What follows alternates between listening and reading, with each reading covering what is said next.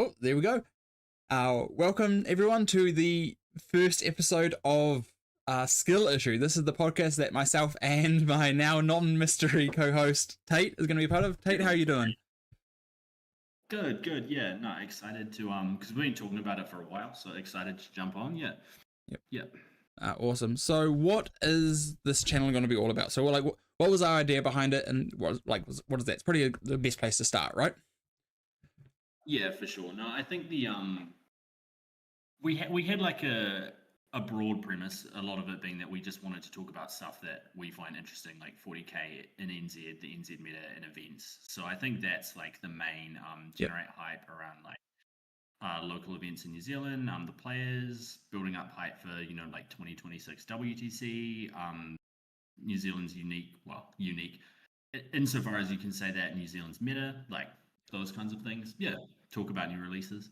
Yeah, no, exactly. I think also, but since you're living in Australia now, I think another really important thing is we can start to shine a light for New Zealanders on some of like the Australian stuff that you guys do, right? Like the teams events, because you're in Melbourne, so you get like the Risky Roller events, which are quite, quite cool quality events, run quite well. So like we can kind of dive into a bit of those, and then if you ever travel for events as well, like be interesting to see some of the Aussie side of things, which we don't really ever get to see down here. So it's kind of cool to expose those a little bit as well, and like our thought process there. And I think another big thing for this is just we wanted like an outlet to just like talk about all the different interesting things that are happening, like all the different news things. Like Balanced Arslate came out on Saturday morning for some reason, so like now we have somewhere that we can like talk about that, kind of think about our views, how they can go, like what those kind of things, those changes happen, and what they do for like the New Zealand meta, because New Zealand does have its own meta that is different to like the American meta or the UK meta. Like we play on different terrain, we play on WTC here pretty much predominantly. Yeah. So it's just a really interesting thing to be able to like show the community and all, and it's like having two people that like, well, obviously we're friends, but we do have quite different opinions on a lot of things meta wise, so it's quite good to see like two different kind of views on the same thing. So it's quite cool. We've got our first commenter on our live streams. Like it's from Veronwe. I'm unsubscribing right now. I don't know who that is, but thank you. Really, reputation precedes me. yeah, beautiful. But yeah, so that's kind of the idea. So it's this is a live podcast, but we are going to record it and then upload it to Spotify like as a podcast after the fact. So that's kind of like if you can't meet us live and you can't talk to us then you can listen to us after the fact, and we'll at some point set up a Facebook page and stuff like that. But for now, we're here right now. This guy's not a true son of Ultramar, so I'm assuming it's probably one of the Tactical Chili boys. Or one of the people from the Odyssey 40k comment section that knows my love for Marnius Kelgar. Yeah, that's true. Three of his models. You are the number one Ultramar player and for the Odyssey. Yeah, number one Crusade Ultramar player. Yeah, beautiful. But yeah, so shall we just kick it off then? So we kind of went through like what the kind of our idea for this is and kind of the structure. So do you want to just start going on and talk about one of the events that there's no events coming up this weekend, so we're just going to be talking about the events that happened the previous weekend. But there was two events, one up in Auckland and one down in Wellington, and we'll start with the Auckland one, the Heretic, the one dayer. Let's go for it. So I will transition to this view. Oh, look at me go. So this is the Heretic. This is the one day at Hobby Master. Stuart does great events there. Really, really love his work. We're not going to be talking about all the lists. We're not doing like full breakdowns. When we're doing the pre-event talks, we'll probably talk a bit more about like different compositions, really interesting lists. But for this week, we're just going to be kind of talking about the placings, who did well, and why we think they may have done well. So we're just going to go straight over to placings then and start looking at how the event went. This is one day WTC terrain, WTC FAQ, I assume. And we have number one, we have Joshua from the Chili Cow Cartel. You can't complain when one of the boys is number one with a perfect 300 score. Absolutely stellar performance here. So shall we break into his list and see what he had? Yeah, that sounds good. I can't see what's happening on your screen, so you just read it out and I'll. Beautiful, Sweet. So we have Who Let the Dogs Out, which is a fine. It's above a 5. It's probably like a 6 or a 7 for a name. Like it's fine. It's better than nothing. Like it's some amount of effort's gone into it. But we have a Space Marine, Space Wolf, Saga of the Beast Slayer, which is probably the most competitive detachment from the Space Wolf Codex. Like I think there's Gladius, and is there any other? I guess Stormlance probably still has a place. If you're playing teams, Stormlance I think is a really good spot. Yep. Maybe not so much for singles. Yeah. Yeah, sure. I guess you probably have to build in a certain way for that. But let's just run through this list. So we got Arjak Rockfist, Logan Grimnar, Wolfguard Battle Leader with Wolf Touch, Wolf Priest with Hunter's Guile, Intercessor Squad, an Impulsor, 2 Ballistas, Infiltrator Squad, Scout Squad, Thunderwolf Cav, Thunderwolf Cav, Thunderwolf Cav, all 3 ofs. A unit of 6 Head Takers, 2 units of 5 Terminators, and then 10 Wolfen with Thunderhammers. Pretty aggressive list, but I actually also quite dig it. Like having some firing with the Ballistas is really nice because you can actually threaten like firing lanes a little bit. A lot of these like melee lists often are just like all in on melee, but then you can kind of disrespect them in your deployment phase. Yeah.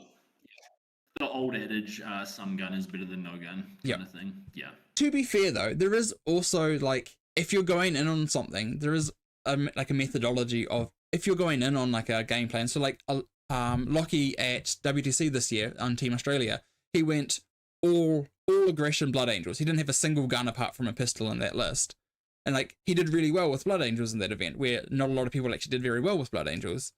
Because he went all in. Like yes, for teams you need a little bit more like peerings protection and stuff like that, but yeah.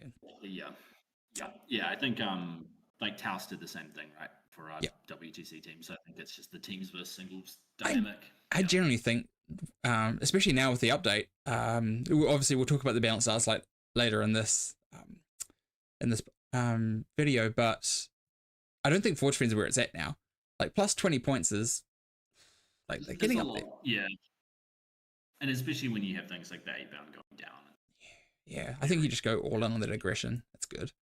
And yeah, then we have Matthew on second with World Eaters. Conveniently nice segue there. It's like I do this. Let's see what he got. So he has a Berserker Warband, so an updated index detachment with Khan the Betrayer, Demon Prince with Helm of Brazen Ire, 10 Khorne Berserkers, 3 8-bound, 10 Jackals, 2 units of Spawn, double Forge Fiend, double Hellbrute, Khorne Lord of Skulls, absolute baller, and then a Rhino. What do you think of this, Tate? Yeah. I hate Khorne Lord of Skulls, personally. I'm not... No shade to this guy. It's not like... I don't think it's a good unit, but, you know, the list is like a good pressure. It's got, as we were talking about before, you control the firing lanes with the Forge Fiends. The Hellbrutes in Berserker Warbrand are really interesting. They can sort of like bounce between things. And I think the Khorne Lord of Skulls does actually sort of, in World Eaters, it lets you control the blessings a bit better, right? Like when it kills things, you can... Yeah, so it's not terrible. I think Hobby Masters moved to WTC terrain now, so it might have been a bit of a struggle to move, but if they're still on the sort of more open boards, then it could have been a lot better, you know. Just well, he got 3 wins, right? Like he's obviously doing something right. Like not to take anything away from the guy, I hate big models. Yeah, big models. I also like anything bigger than even anything Fulgrim sized or bigger is just out of it. Absolutely. Dave Lou in the chat. Those Hellbrutes should be free. That's definitely fair. Yeah, alluding to the guy that took a free Hellbrute. Yeah. And then we have Arthur with his Astra is the 3rd undefeated. Let's have a look, see what he's got here. We have a combined arms, so again, index attachment updated with Ursula Creed, Acadian Command Squad, 2 Dawn Commanders, a Tech Priest, 1 unit Acadians, 1 unit of Catachans, 20 Deathcore, 2 units of 6 Bulgrin. I think Bulgrin are really interesting. I'll finish the list, but I really want to talk about Bulgrin for a second. 2 units of Kassakin, Lehman Russ Battle Tank, and a Lehman Russ Exterminator. Cool list, like really neat list. What are your thoughts on Bulgrin and like the current, like in the meta, like going forward? I think that because they've come down quite a bit last slate, right? Yeah, so that's the change. It's 200 points now for the 6.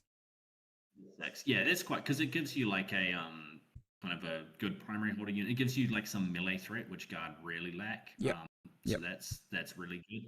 I mean, it's also like a little bit of a stat check in two directions kind of thing. Like you have the Dawns, but then you also have the Bulgrin, so it's pulling, like you need 2 different profiles to deal with that. And then you also have the 20 Kriegers, which is just like, so it is actually quite tough to deal with everything. I think it's a really solid list, yeah. What I really like about them is one of the big issues with guard is you have to either have so many trash units to be able to screen out constantly every turn from like a melee pressure army. But the Bulgrin kind of give you like another way of doing that. That's a unit that actually can stay alive for more than a turn. That's kind of what I really like, especially in the meta that's about to come out, which I think is going to be a lot more aggressive based. There's going to be a lot more of this Emperor's Children, World Eaters. They're going to become better, I think, going forward. So these kind of units that can kind of just actually lock down and stay alive for a turn instead of just like, here's 10 Cadians, here's 10 Catagen, here's 10 Kassakin. Like stuff like that I think could actually be really good moving forward. Yeah, see the extra OC as well. So if the unit doesn't get wiped, you can still hold on to the primary. Yep, flip onto that. You know. What was that, sir? You might not be able to still order. Oh yeah, I you can still order them. Yeah, neither of us are guard players, so if there's a guard player in chat, we can figure that out. Cool. So let's go on to the next event, eh? So we've got the Wellington Team Champs. I did my last week live stream on the Friday. I did a little chat about these, so go watch that if you want the kind of breakdown of a bunch of the teams. But we'll go straight into the lists for this. But a quick recap is it wasn't like all WTC or GW. They actually made it specifically. They had 2 WTC, 2 Games Workshop layouts, and then 1 kind of either UKTC or just a mixed bag. So when you're doing pairings, it made it really interesting to like for pairings, because usually you just have like your light, medium, and heavy, whereas this had all mediums, but because they're all the different terrain types, you kind of get that same light, medium, heavy feel. It was a really interesting concept. Yeah, it's really cool to see something like that. Yeah, cool. So let's go into the lists then. Sweet. So we have bounce like that. Awesome. So we're going to placing. So who won? So we got Veterans of the Long Black won the event. Well done to them. Then we have the Real Peronis coming in second, and then Palmy Unsealed coming in third. So we won't go through all the lists here, but let's just look at the best way to look at the lists. Like 8 5-pack is probably just on rosters. So we've got Palmy Unsealed first. Palmy Unsealed. So we have Alex Cameron on Eldari, CJ Kane on Drukari, Courtney Thompson on Death Guard, Wes on Necrons, and Yellen on Chaos Knights. Pretty interesting 5-pack there. Yeah. You can't see the screen, can you, Tate?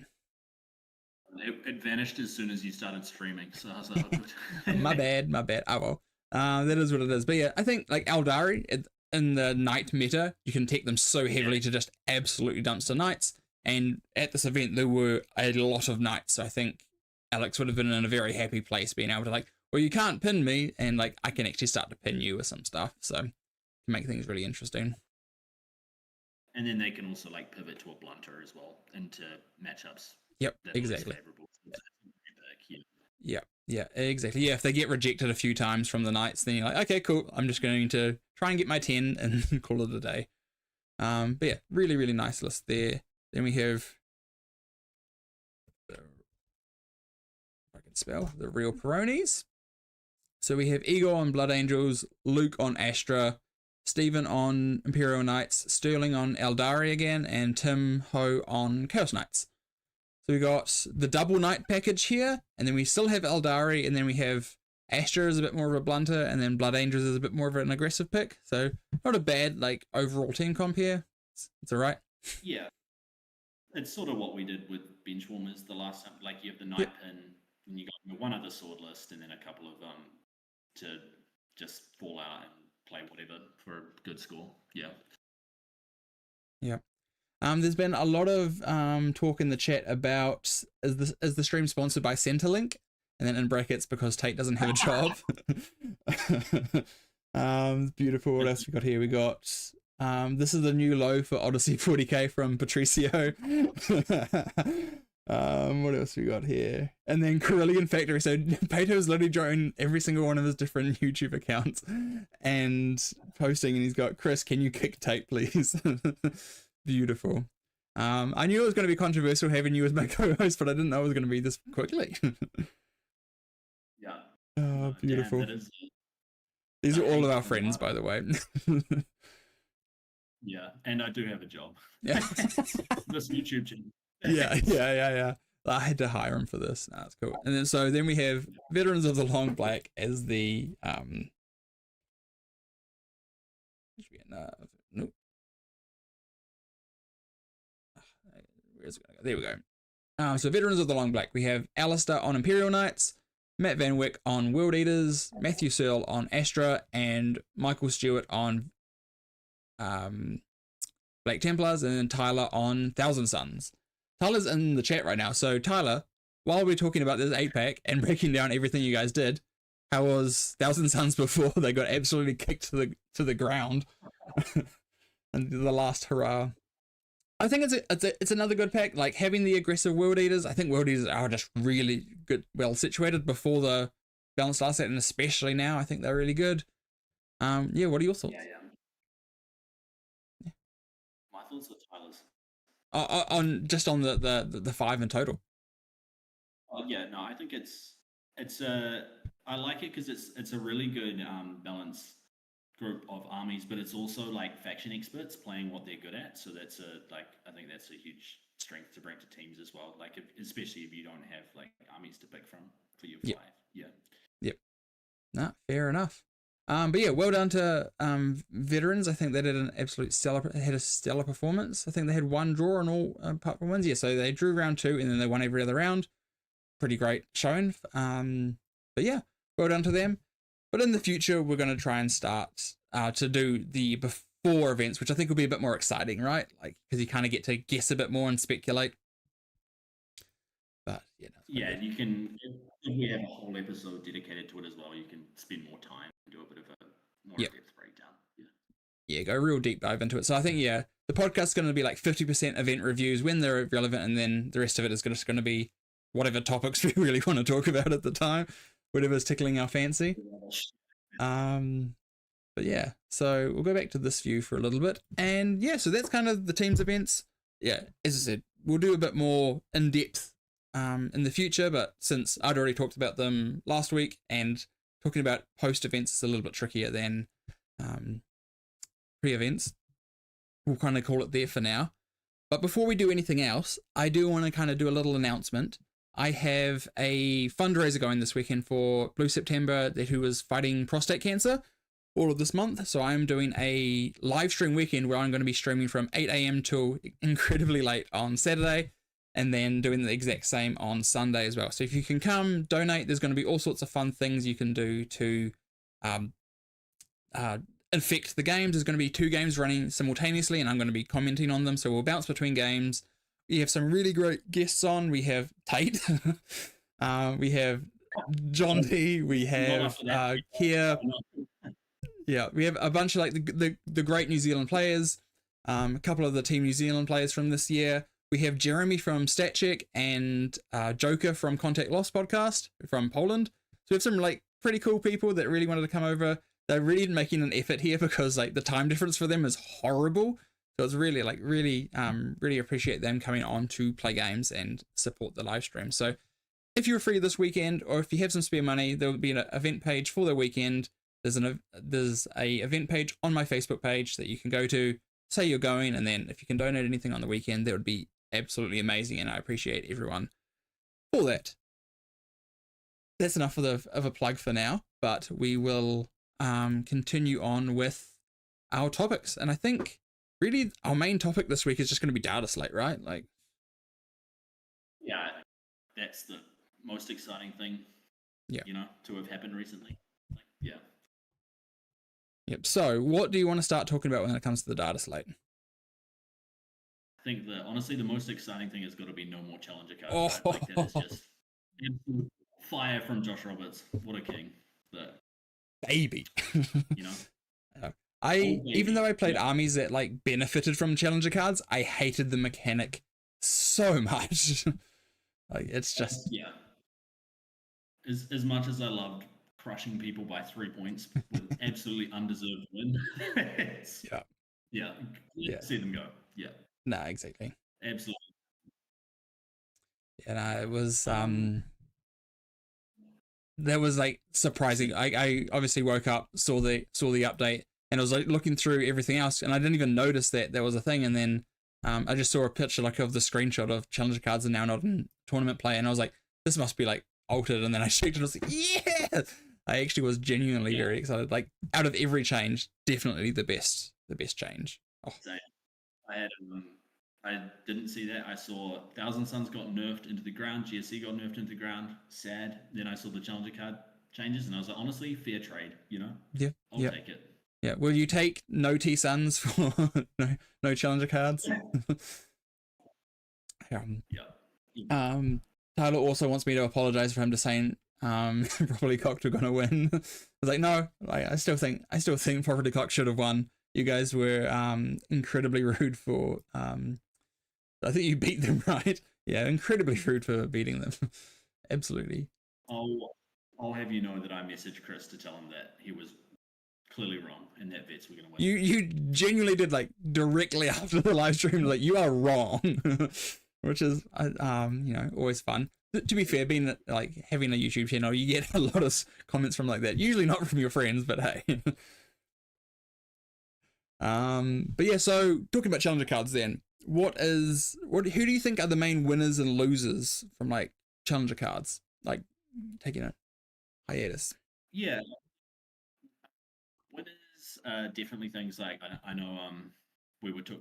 It is going to sound like I stole this from you, Chris, because it was what you said before the stream. But it's also what I was thinking. Mont Cartel. I've been playing a lot of Care on Mont Cartel recently, and yeah, that really likes not having people be able to catch up between. It wants to apply pressure and not have someone score a free 12 points and then 15 for bottom of turn and just 10-10 it or win. Same thing for like I think GSC, like a lot of the GSC pivot builds we're going to see after Host of Ascension is nerfed want to be playing primary denial, which would be giving the opponent challenger cards. So you're like, trying to create a score differential, which is actually not going to be that great because every primary flip you do is at 3 points less than it would have been with challenger cards in. So I think that's a big win. And then I'll let you take some. Yeah.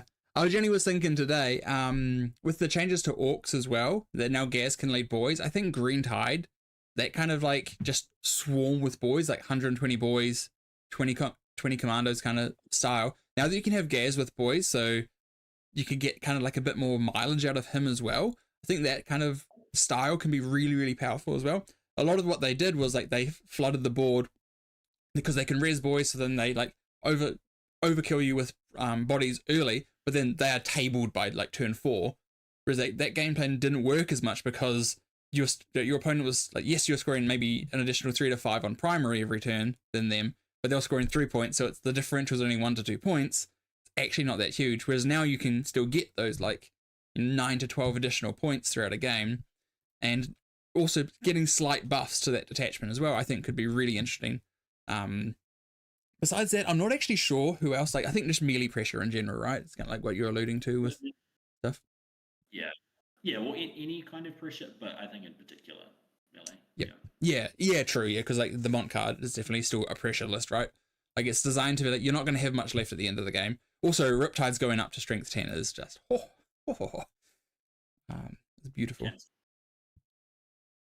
I think Tait is a bit low. Maybe you're a bit too far away from your microphone. It could be that. It could also be that my computer sucks. So I'll turn you up a little bit on here, but on the audio mixer, but I can't go much further than where it is already. We'll give that a go anyway. Yeah. But yeah, so that I think that's kind of where it's at. Be interesting to see how if the meta does evolve a lot because of challenger cards changing. Like, I know it's only like 6 to 10, 12 points a game, but those 6 to 12 points is actually like, it makes you play differently as well. Like if you're, you know, I think that's the ahead word. by Yeah. like 8 points, and then your opponent gets a challenger card, and then they get an additional 5 points. You're actually even. So like you're not actually winning that game at that point. Then if they draw a better secondary card, then they're winning. It's like, oh wow, okay. Like, Yeah. so I think it's Yeah, I gonna be mean, interesting. we're game where we're winning but getting challenger cards as well. Like it's just Yeah, it's not a fun. It wasn't a fun mechanic. I'm glad they saw that and they realized that the old Jack Harps are going for a 40-minute rant on Art of War about challenger cards. Definitely probably didn't hurt. It's beautiful. Cool. Okay, what else we got? What do we think about knights going forward? I'm incredibly happy that full tilt got changed. Yeah. I think it's going to continue to, at the very least, be a mid-table bully. Like it's still a good stat check. I mean, thinking about specifically Imperial Knights, I'm glad they made the changes. I'm going to refrain from. I've been having lots of arguments with Logan and Dan Ashton over Messenger about how broken Knights were going to be, but I think I've done them sort of like permanent psychological damage. So I'll refrain from going all in here. But I think, yeah, like all those stratagems affecting 3 potentially big knights, which could have been over half your army, just turning 3 knights into warp spiders was just ridiculous. Also triple lance. Like imagine if you took Space Marines and all of their stratagems just said, and you go, oh, Calgar, Gilliman, Eradicator, Brick. All of you get +1 to wound. Like anyhow, rant over. I think knights will be yeah, knights will continue to be good. That they're not going to be a absolute top of the meta terror. I don't think. I do think it's important to note, like New Zealand does have a higher density of knight players than I feel than a lot of the other places of the meta. Like, a lot of the like more niche armies like knights, you see like 1 to 2 at a tournament, whereas I feel like most New Zealand tournaments have like 4 knight players at them, like minimum, which is like quite high for like a 50-person tournament. You'd expect maybe 2 of each, especially because there'll be like 10 Space Marines, right? So I think there's still going to be quite a good thing that you're going to have to. They will be good enough that you have to, in your list building, have a solution for knights, but they're not. I have to have 5 solutions for knights because I'm probably going to play them 3 times, right? So you still have to think about them, but they don't have to be like rent free in your mind anymore. They will be rent free in my mind forever. Forever, yeah. You and Dylan will never forget, never forget the night terror. Yeah, I don't really. I'm not worried about knights now. I think they're going to be good, and they're going to have some like good tricks. They have some like the Questoris detachment is still really interesting. Being able to get compounding buffs throughout the game is really good. Like, and like getting extra CP when you already have a great bunch of utility strats in that detachment, and every time you fulfill an oath, you get another CP. So like you really get to rake in CP, and as you're getting the CP, you're also getting stronger. It's quite an interesting so you get more CP to use, and you get a compounding buff. Like it's quite good. Yeah, potentially a bit win more maybe, but yeah, Potentially, I think as well like the loss of rotate, because I think the Valor Strike changes to those stratagems mean you're shifting away from that, which means that most of the IK you're going to see won't have rotate, which I think feels much better to play against because you can't just get scammed as easily. So it's just a better play experience. Yeah, I also do feel that it might just lean, if you're not playing Valor Strike, that you just run 3 Lancers, which also feels horrible. Yeah, we don't want that. Yeah, but it'll be interesting to see. Like neither of us are Knights players, so we're taking this both from the seats of playing against Knights. But it'll be interesting to see. Yeah. Who do you think the top of the meta is going to be going forward? Still think Death Guard is going to be exceptionally good. Why nerfed less than T-Suns? Come on, Josh Roberts, do better. Yeah. So I think Death Guard's going to be like it will be a bit fairer, but it's still like the rules are still very strong. I'm not sure why no rules changes happened. And then I think World Eaters are looking like kind of yet to see any early days, but the points drops for World Eaters are looking really good. And then I think Eldar is an interesting one. Like no changes or very few changes to Eldar seems like kind of an interesting decision. But if knights are less prevalent, then part of why Eldar was so good was that it was so good into the top of the meta. If we see that shift around a bit, then maybe it's less oppressive. Yeah, I think the big ones for me would be sort of like Death Guard up there, Eldar kind of maybe depending on how good Knights remains, and then we've got World Eaters to kind of like watch the space, I think. Yep. John T in the chat just said Death Guard super high skill army. Like definitely, absolutely. Like I'm really glad to see you stepping out of your comfort zone. It was great to see. Yeah, absolutely, absolutely. I also think the Marine builds basically weren't touched. Like the Gladius, the Ultramarines Gladius and the Ultramarine Stormlights like went down like 20 to 40 points, right? And they were already like they weren't very popular in New Zealand, but in the meta, those things had been absolute terrors throughout the world. And those lists didn't get touched, so I'm not sure if they're gonna make it down here. I know Jonty was playing a lot of Ultramarines Gladius a wee while ago before he had to go to a much more difficult faction to play and play Death Guard. But like it's a very strong army, right? Because it has all the every tool you need. I was just going to say that. To quote Josh Migalisi, it's got the tools. Yeah, I think so. I also think the new Shadow Mark is like going to be really interesting to see where it lands, because on paper that seems like it's got an incredibly strong toolkit. Like I think it has everything that the old Vanguard list had, but fallback in charge, advance in charge adds a lot to that. And reactive move as well, huge. Reactive move, yep. Yeah, I mean that's in a way a side grade to what they had, but it now works against shooting armies as well, which I think is actually true. Because you can, if you move within 9, you can reactive move outside of 12, so then you're still stealth and cover. So stuff like that can come up a lot. So I think that could be really interesting. Yeah. And then it's got the really good CP, better CP economy from old mate. Shan and Shrike. Shazza. Yeah. Old Shazza. Yeah. I do love the two of them together. Is actually they're such a great combo together as well. Like I think they play really well, having the like one Van Vet brick, one JPI brick, and just having these things that can wrap it down, do some insane amount of damage. But Shrike's brick being able to rapid just 12 inches away from your opponent's army and just be untargetable is the most obnoxious thing, especially now with +1 oath, +1 to wound oath. It's like, yeah. So I think that'll be really good as well. Like a bit more maybe high skill than if you can even say that, because Ultra's Gladius wasn't easy to begin with. Yep. Yeah. I think there is talks that it might not get the +1 to wound oath. So if that's the case, I think it might be a lot more dead in the water, because it's like it's way over the like it's not over the top, but it's like a lot of its power comes from being able to like take 10 melter pistols in a Van Vet unit and then just delete 2 units because you shoot them at one, kill one thing, and then you can charge and kill another.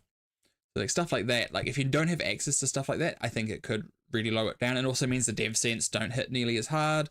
So there's like a lot of things like that kind of could be an issue. But, I mean, with something like that, Ultras has been dominant for so long. Really, of the opinion that they should just let them have the +1 to wound, and if it's oppressive, taken away. Rather than the opposite. I think Ultramarine should lose it, and Raven Guard should have it. I'd rather have something, because at least the Raven Guard detachment is doing something really interesting and unique, whereas Gladius is like, I just do everything well. At least this is trying to do one thing really well, right? Like it's trying to play this controlling game where they're staying away from you, but then hitting you hard. Like it's really interesting. Like it's a push and pull game, whereas Gladius is just like, haha, I have an answer for every situation you might have. Like, it's the 2 middle fingers. Yeah, pretty much, absolutely. So I think that could be Imagine flipping the moves. What was that? Sorry. Nothing of value. I was saying, imagine Jonty flipping you off as he reactive moves away. So he's definitely done that to me before. If not in person, in his mind, he's done that.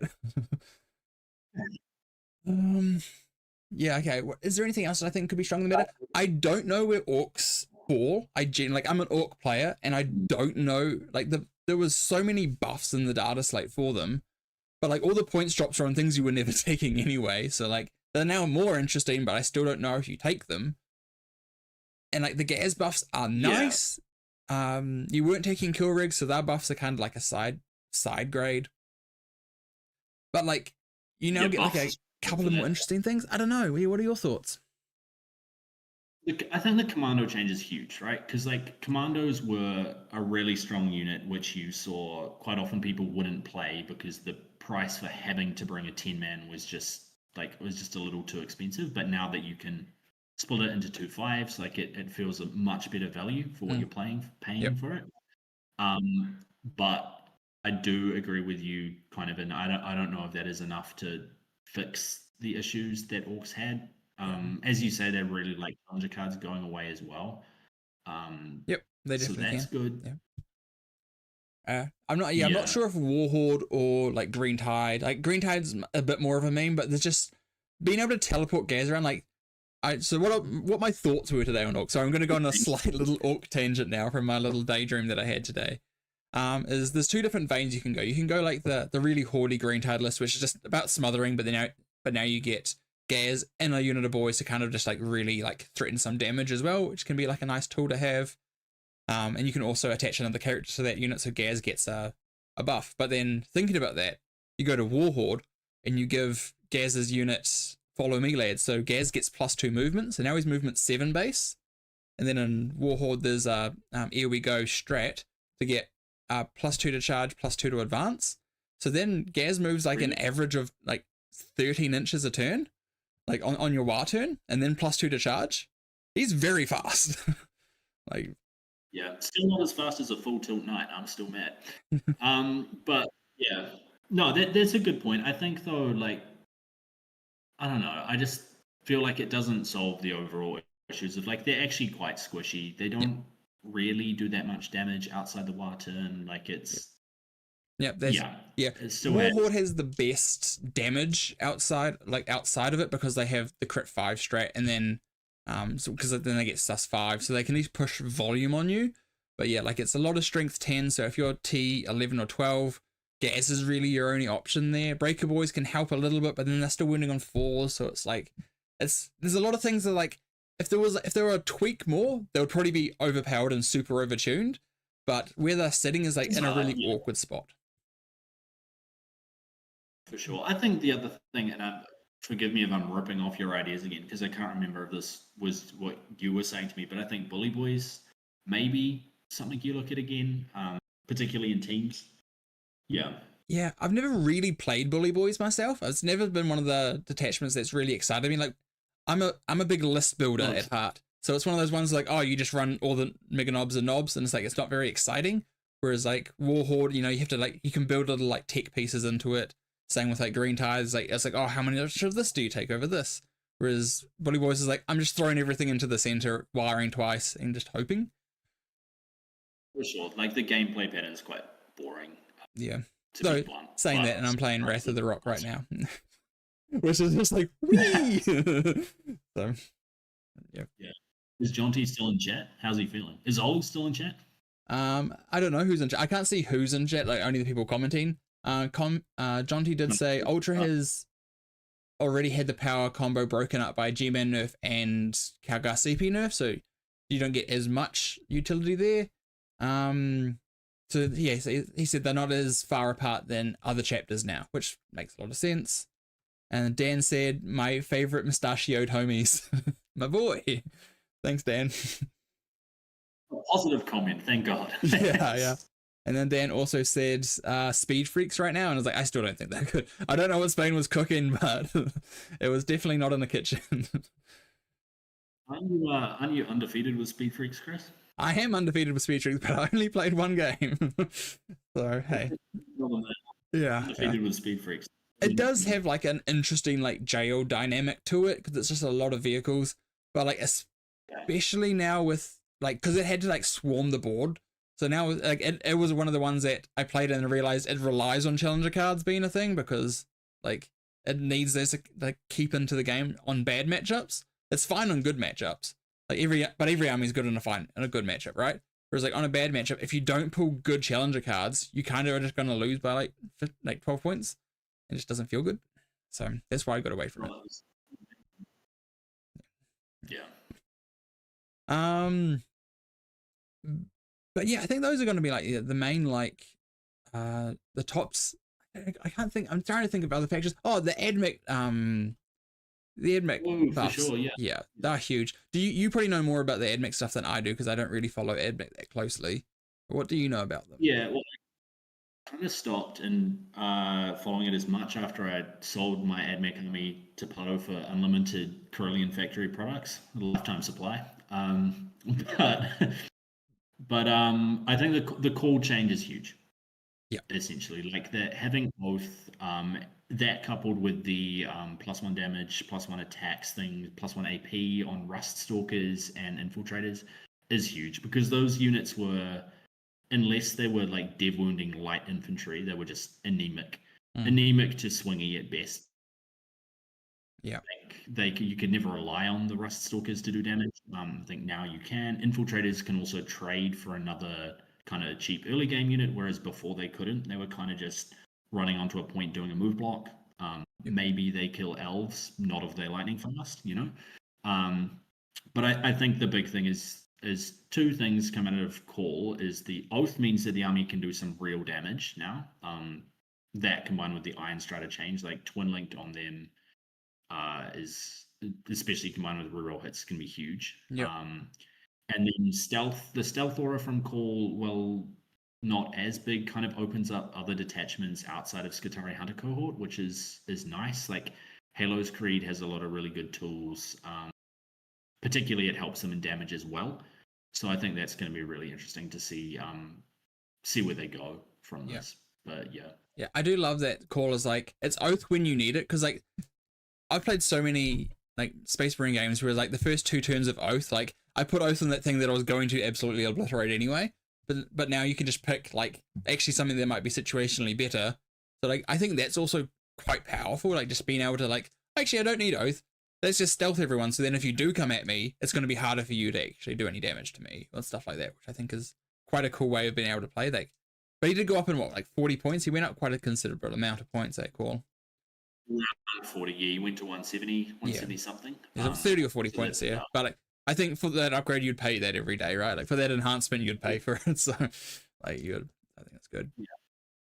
I think he'll also interesting primary control tool, kind of, because you can have him be a lone op, sit in the +1 OC next to like an infantry unit, and then sort of provide a heroic threat versus a light trade piece that might be looking to kill your infiltrators or whatever. Yep. Because he will kill like a shitty 5-man. Yeah. So yeah, I think that's an interesting I think there could be like, obviously there's only going to be like there's 3 admech players in New Zealand, right? So it's like they're not something that you're going to have to tick for, but you know, these are the kind of things that you find the other ones that are in the woodwork, that they finally come out because like, oh, there's actually a really interesting, fun way to play that's not, I need to spend $4,000 to buy my army so that I can play a game kind of mentality. So it's like, I think that's exciting. Oh, the Chicken Walker change, like getting twin linked back on that goes, that's really good. Like that's like now reroll hits, reroll wounds. Dang, those things slap. That's sadly it puts us back into the $2,000 for 500 points category. So the thing is, I do only think you take like a unit of them just because they're so awkward to move. I think 1 or 2, maybe. Like you have 1 start on the board, 1 walking off an edge, or ingress. Yeah, like I wouldn't hate to. Yeah, certainly not. Like you're not taking the taser ones anymore. No. Any other factions that we think are interesting? I guess I'll talk about the Tau changes quickly.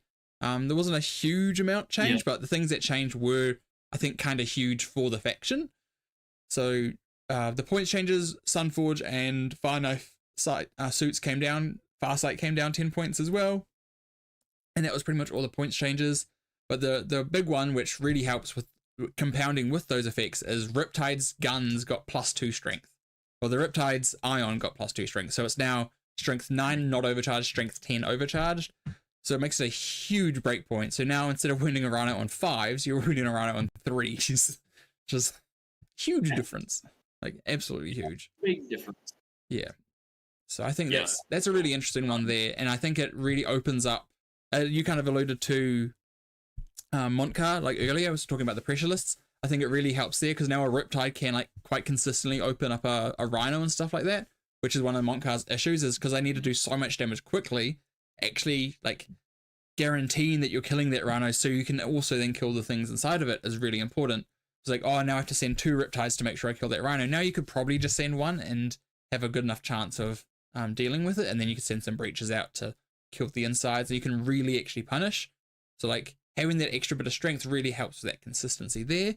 But also I think one of the biggest winners, because of the suit changes as well, is Retaliation Cadra. Like strength 11 Riptides, great, but also your Sunforge and your Fire Knife, which you were taking in Retaliation Cadra anyway, also going down. So you get like an extra chaff piece in your army, plus you got the buff to Riptides. So it's quite a decent little push. Little package, yeah. And I think I mean, I'm no Tau expert, so correct me if I'm wrong, but I think some of the factions that got nerfed are probably quite good for Ret Cadre as well. Like Tau definitely had an issue punching up into the heavier stuff, so seeing Knights pop down a little bit is nice.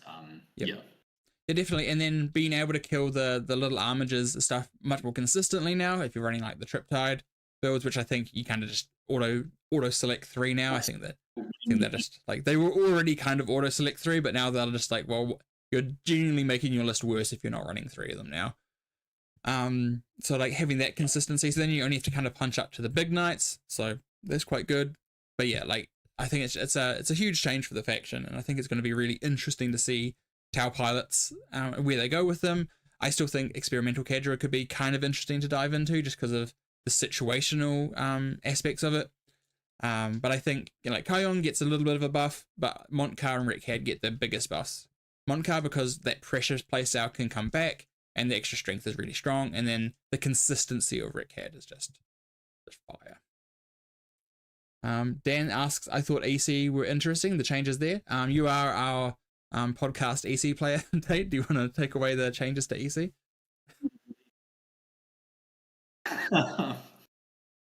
Yes, I think EC liked the changes in the meta. EC hated Knights. That is exceptionally good to see that get go down a bit. The changes to Flawless Blades, I'm really sorry, Dan, but I think we're gonna disagree slightly on this one. I think the changes to Flawless Blades are interesting, but I don't know if they make the list. Like I'd be willing to try them at this point. +1 attack solves the issue that they had in terms of output, but they're still kind of overcost and they're still very fragile. And it's still hard to fit everything you want into the list. And the Cacophonous, the +10 points on the Cacophonous just feels kind of egregious. Like I don't know why that guy went up 10, but like it was something I was already looking at. Do I use him to turn a Mauler Fiend into a 3rd Demon Prince, maybe? So yeah. I definitely think EC is positioned a bit better going into the new meta. I just don't know if Flawless Blades are the way. I think they're interesting to try, but we'll see. Yeah, it's interesting. Yeah, Dan was saying that they were the Knight solver, and if you need to solve Knights less, then well. But I also think the Mauler Fiends were kind of like your Knight solver, right? Like that was kind of like you leant on them more so, right? Yep. Yes, you did lean on the Mauler Fiends. Because they were, they've got something that wounds Knights on 3s, huzzah. And then you got the Magma Cutters for your D6 +2. Once you get the quarterly buffs going on them, they fuck. And then they're also kind of cheap. So in a matchup that's not where you don't need them for damage, you can run them onto a point. They're tough for their points cost. You can throw them out to bait something out, generate like a couple of pledge points, and then go from there. Yeah, and it's also like where Knights were, and probably still a little bit going forward, maybe like Knight Solver for EC is kind of like, yay, Knights are better, it still sucks. So yeah, they're kind of my thoughts on that. Yeah, it's interesting. I think again they're a good melee pressure army, so I think they're going to be sitting well in the meta. Similar to like World Eaters, obviously played differently to World Eaters, but like that same kind of similar concepts at least in the base. So I think they're going to be positioned well where they actually sit. Obviously they're a very new army as well, so not as many people have them. or not have them fully hobbied up as well. So we don't even know how many Emperor's Children players there are in New Zealand at the moment. It's kind of like an interesting like meta thing. Is like, do you tech for them when you think there might only be like one player with them, and then you find out you go to the event and then 5 people have EC because they think they're really strong. And you're like, oh no, I'm in danger. Yeah. Oh, the other thing we didn't talk about is Fulgrim going through 4-inch walls. Oh yeah, so he actually is good on WTC, which is the main format we play, which is nice. Good on WTC is strong. He's better on WTC relatively. Sure. Yeah. It is funny that they like Games Workshop did that rule that he can go over 4-inch high walls, but all GW walls are ruled to be 4.1 inches, so he can't go over any GW walls. So interesting choice. It's, the GW choice for sure. A bit confounded. Yeah. Besides that, I was literally just looking through like the app to see like any other factions that we haven't talked about that are interesting. Did you want to talk about the Thousand Suns at all, or do you just throw them in the bin and keep on with another army? Yeah, honestly, does anyone want to buy a Thousand Suns army? Straight swaps for EC. Magnus for Fulgrim. No, I think Thousand Suns, like I've been playing around with lists quite a lot. Like obviously I still really like the army. I think I do like trying to build lists when what was the kind of like cookie cutter established build goes away. I think that's kind of interesting, but it doesn't look good for Thousand Suns. Like you already could have the sort of 1 in 10, 1 in 15 game where your rituals didn't go off and it really hurt you, but now that is going to be like a 1 in 3, 1 in 2, you know, like it's going to happen much more often now that you can't continually attempt them. I think that change alone was probably enough to whack Bogoats way down because they need the reroll hits in order to do damage, but that and slapping 30 points on them means that you're not taking them as a damage piece anymore, which is that they were very good. Full disclaimer, I'm not a Thousand Suns apologist. Like they were incredibly good, but they don't exist anymore. Like they're the Bogoats, not the army. Yeah. And then like more points increases than Death Guard. Why? Not quite sure about that. The only thing I can think of for that, the only thing I can think of with the points is it's genuinely, I think people have like a really like anger spot towards T-Suns, like because they were very good at another time and they were a very unfair army to feel like they played into. So that's the only thing I can think of that maybe pushed them to do like extra nerfs than other armies. I think that's it. Like if you look at how they were doing, you look at some of the Seed 1 teams to WTC dropping them from their 8-man completely. Like I was kind of the opinion, like I don't know if we needed to like they're a good army for an 8-man. Yep. Do you need them in your 8-man? No. Like that was kind of my thoughts on it. But I agree with you. When you're playing someone with Thousand Suns and they're winning, it can feel like there's not much you can do about it, and it can be feels bad when you're just like, I cast some spells, pick it up, bro. Pick it up, little bro. I'm going to ignore your Overwatch threat because I can just move in my shooting phase. Like, yeah. So yeah, this wasn't the answer. I would have nerfed them some amount because I also think with Death Guard and that kind of thing coming down, Thousand Suns would have, moved up to the top of the meta a bit. Yep. So I think some changes were warranted, but yeah. As to where you go from here, Grand Coven, you really need the reroll stratagem, the reroll of Cabal Ritual stratagem to kind of ensure that goes through. However, like a lot of the stuff you wanted to take in Grand Coven took pretty heavy points nerfs, so maybe you look at the vehicle detachment. Maybe still doesn't feel amazing. None of that stuff took any points changes, and it's a bit less reliant on the Cabal spells. I could go on, but it's not a Thousand Suns podcast. Yeah. To be fair, this is our podcast, so we can talk about whatever we want. But yeah, I understand. There's also a point where it's like there's not a whole lot to like. It was kind of egregious how much got hit. Like I was expecting something to happen with rituals, but I was expecting something more like cascading costs, where like every time you try to cast it, both the values go up by 1. I was expecting something along those lines, or you can attempt to cast it twice. Like something, but like just completely cold turkey, making it 1 attempt each is just ridiculous. I think like it really just neutered the whole army. Yeah, it just makes it a lottery, right? Because they still can tell you to pick up your whole army. It's just not likely. So now it just feels like, what's going to happen? Yeah. I don't know. There's interesting. Terminators went down. That's kind of interesting. Like the rubric phalanx, or even I'm wondering if Hex Warp Thrallband is actually better for Terminators than rubric phalanx. You got 6-inch deep strike, stealth, permanent cover, and -1 to wound on the Terminators, which is interesting. Yep. I also think the demon princes can be kind of interesting in Hex Warp because you can 6-inch deep strike 4 things at once, and they can have like the buffs that they would have got in Coven permanently in Hex Warp. Right. Yep. So yeah, kind of cool. The rest of that detachment is kind of arse though. Exactly. It's it's fun. So if you're if you're a T-Suns player, there is still hope, but you're now diving a lot deeper into your playbook. Kind of like when GSC first came out and no one really knew what to do with them, and you kind of dived deep, and now GSC like had like a place, right? Now GSC is like back into that same where it's like, oh, now we're going down the weird roads again. But like, it's kind of one of those things is there was a stereotypical list that was very strong. Those have been neutered. So now go back to your playbooks, actually read through every detachment and actually take some time and think about, okay, well, what happens if I don't cast my rituals? What detachments are actually good if you only get one of the 4 casts off? Which one does the best there? And I think you're dead right. I think the vehicle detachment's quite strong in that regard because when it gets the buffs, it kind of overpowers it, but it doesn't need any of them necessarily.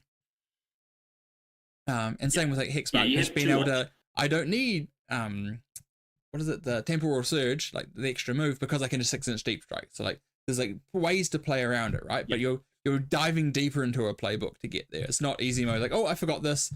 Oh, now the other guy in that same unit is now gonna try and attempt to cast it. Oh, I got it, sweet, cool, move on.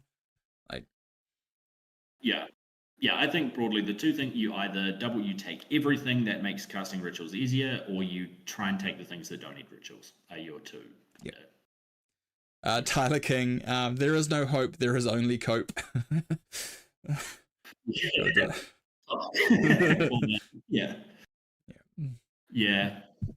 180 Zangors. Here we go. Oh, it's the way. So then I guess the last question for the data slate is like, what do we think of it overall? Do we think it like hit the money on the head with most things? Do we think it went too far in any direction? What's our like, our end thoughts of the whole thing? I think, despite my little mini rant about Thousand Suns, overall good. Like if I wasn't a Thousand Suns player, it feels okay. I think Host of Ascension nerfs were perhaps a bit harsh, but it was doing very well and did need nerfing. Yep. So yeah, I think overall, like obviously Challenger card change great.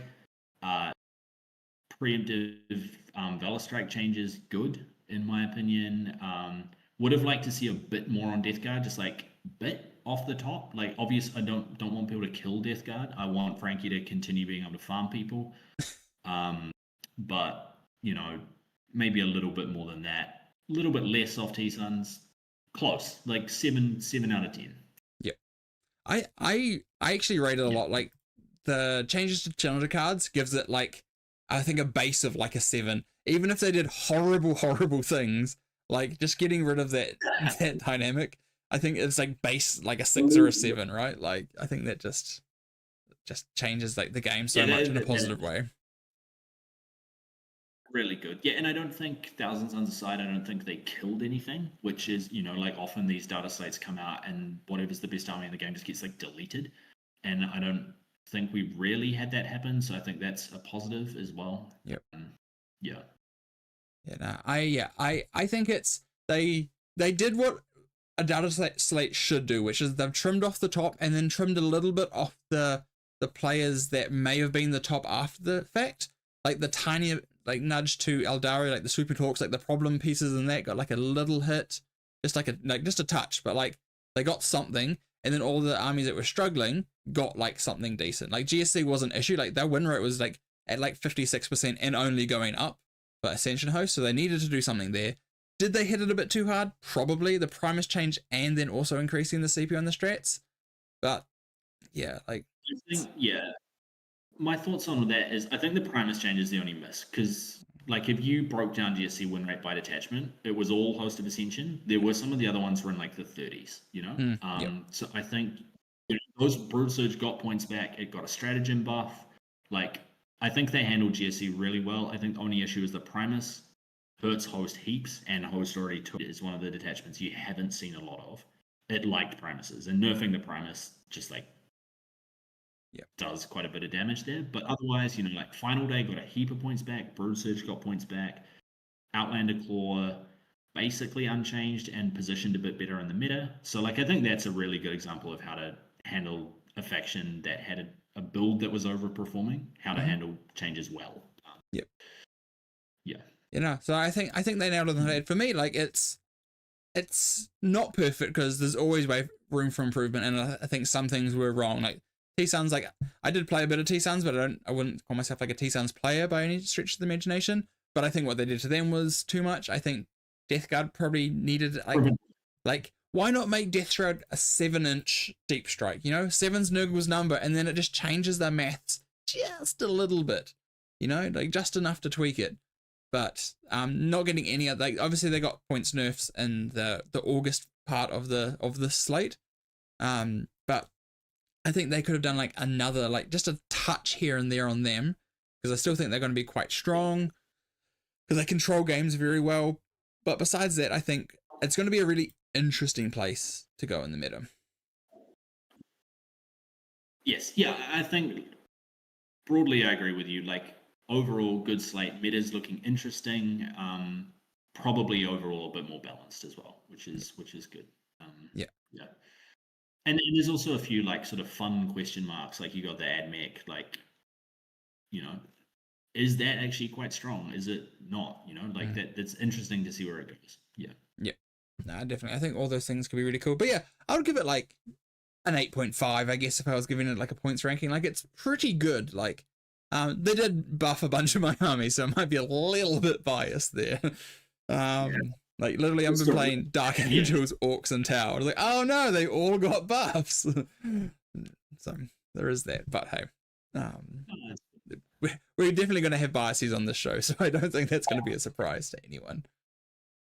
But yeah, besides that, I think, is there any of the 9 concurrent viewers that we have, is there anyone that has got any questions for us for our first episode while we talk shit for a couple of minutes before we probably finish?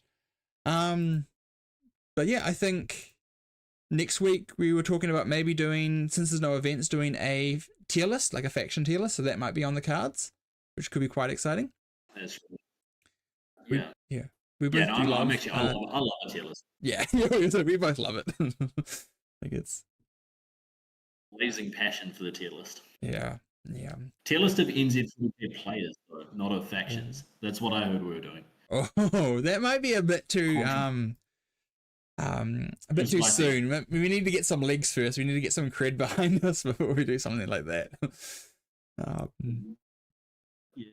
Yeah, but yeah, no, I think that it could be fun because it gives us a good avenue. Like tier lists aren't really like, faction tier lists aren't really actually necessarily about the tier lists themselves. It's more giving us an opportunity to talk about each faction and where we think the factions are and like what they're doing.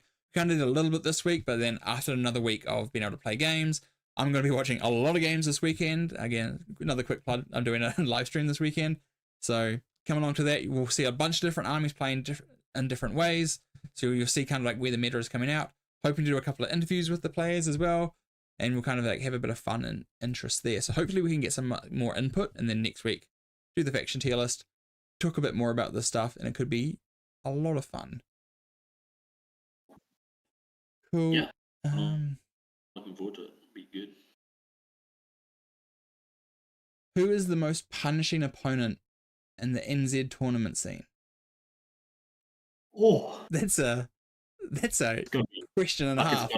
Yeah. I reckon. I need to get my lawyer on for this one. Who asked? That was Tyler. Who? Yeah, of course. Yeah. Who is it? Yeah. I don't know which way to even try and take that, right? Like that's just And yeah, I think we just kind of I guess we could No, say what I would Tyler. say yeah, if you don't know who it is, then it's probably you, right? Like that's Yeah, gotta yeah, be the that's the one. yeah. Exactly. Yeah. Yeah. Well, cool. If there's um no other questions, I think everyone's just kind of talking a bit of smack in the comments. We'll probably end it there then. Yeah. Well, thank you for joining us for the inaugural, the very first, the one of hopefully very many skill issue podcasts where we talk a bunch of smack about things we don't really know a whole lot about, and hopefully you can get something out of it. But I've been Chris. I've been Tate. Yeah. And see you guys next time. What were I was like, what are we doing here? I forgot we talked about that.